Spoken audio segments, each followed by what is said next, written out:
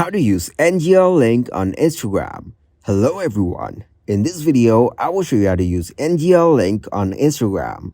First, open the NGL app in your mobile device. Copy your link and tap on OK. Now tap on the share button. Keep on tapping next step until you reach the share on Instagram button. Tap on it. It will take you to your Instagram account. Now tap on sticker icon and select the option of link.